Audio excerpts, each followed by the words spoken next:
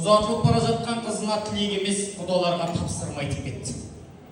Құда, қызым әлі жас, қызымды саған тапсырдым. Құда, қызымды жылатпа деді біреу. Оны естіп алған екінші құдағиына тапсырма берді. Құдағи, сен де қызымды жылатпа. Оны естіп алған ағалары күйеу балаға тапсырма берді.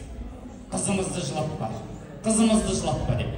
Көп айтып кеткенін байқады ма, арасынан бір қария шығып бәрін тоқтатты. Ей, болды, доғарыңдар.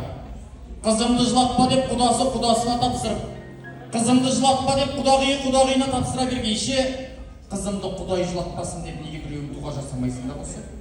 Егер қыздарыңды құдай жылатса, мына егел жабылып жүріп жұбата алмай қаламыз ғой деп еді. Сол ақсақал айтқандай, нұр сипатымызды құдай жылатпасын.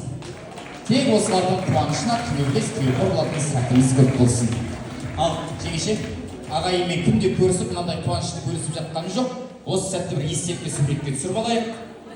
Осы нұр сипаттың тілеуін тілеп, ағайынның алды сонау Тәуелбайдан ат бірлетіп келіп жатқанда біліп жатырмыз.